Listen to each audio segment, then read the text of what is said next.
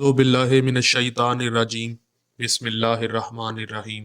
सामीन और नाजरीन, देवबंदी मसलक से ताल्लुक़ रखने वाले शोला बयान मुकर्रर अली मुआविया, जो औरंगज़ेब फ़ारूकी की तरह अक्सर व बेशतर मिंबर रसूल सल्लल्लाहु अलैहि वसल्लम से शियाने अली से बुग़्ज़ का इजहार करते रहते हैं, उन्होंने शिया हज़रात को क्या चैलेंज किया है और क्या वादा किया है, एक क्लिप में मुलाहिज़ा कीजिए। दुनिया भर का कोई मौलाना आयतुल्लाह से लेकर लानतुल्लाह तक मेरी किताबों को छेड़े मत, अपनी किताबों को छोड़े। वो अपनी किसी किताब में दिखा दे कि फिक़्ह जाफिया के मुताबिक सैयदा फातिमा का हक ये बनता है, तो भाई हदूदो जुगराफिया तू बता दे। 11 गुना आज भी बाग देने को मैं तैयार हूं।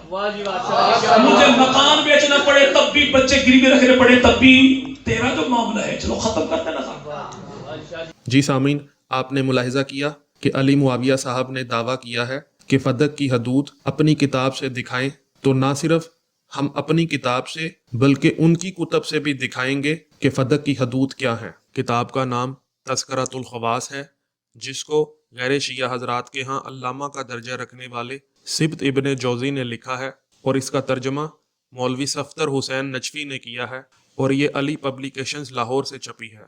सफ़े का नंबर 382 है। इसमें लिखा है कि ज़मख़शरी एक गैर शिया मुसन्निफ था।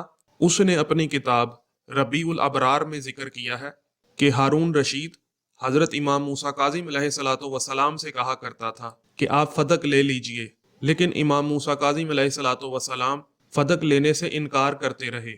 जब हारून ने बहुत ज़्यादा इसरार किया, बहुत ज़्यादा इंसिस्ट किया, तो इमाम मूसा काज़िम अलैहिस्सलातु वस्सलाम ने फरमाया कि मैं फदक को उसके पूरे हदूद के बगैर नहीं लूँगा। तो हारून रशीद ने पूछा कि उसकी हदूद कौन सी है, तो इमाम मूसा काज़िम अलैहिस्सलातु वस्सलाम ने फरमाया कि उसकी पहली हद अदन है।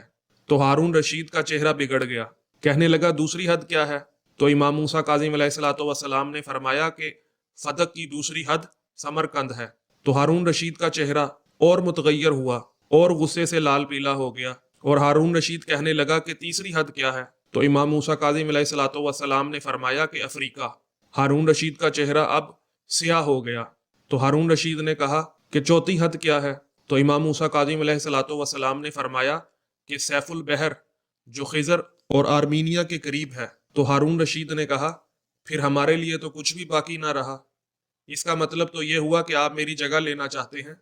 तो जनाब इमाम मूसा काज़िम अलैहिस्सलातु वस्सलाम ने फरमाया कि मैंने तो तुझे बता दिया था कि अगर मैं फदक की हद बंदी बयान करूं तो तू वापस नहीं कर सकेगा। बस इस वक्त से हारून ने आपके कत्ल का शदीद इरादा कर लिया और आपको ठिकाने लगाने की ठान ली। जी सामीन और नाजरीन, फदक की हदूद किसी मुल्ला ने नहीं, खुद मौला के बेटे इमाम मूसा काज़िम अलैहिस्सलातु वस्सलाम ने हारून रशीद बल्कि हारून यजीद को बताई थी।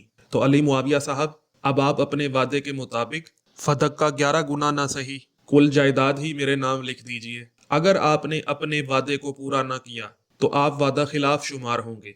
आपकी बात पर कोई एतबार नहीं करेगा। लोगों का आप पर से एतमाद उठ जाएगा।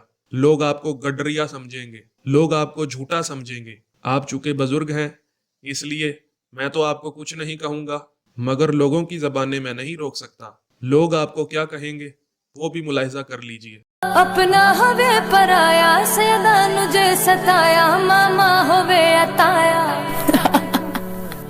पक्का लानती है, कन्फर्म लानती है, कन्फर्म लानती है। तो अली मुआविया साहब, अब या तो आप अपनी जायदाद मेरे नाम कर दीजिए, या फिर मान लीजिए कि फदक सैयदा फातिमा सलवातो सलामुल्लाह अलैहा का हक है।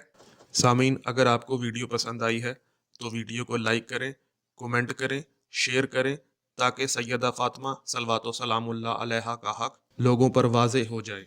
अस्सलामु अलैकुम व रहमतुल्लाहि व बरकातुहू।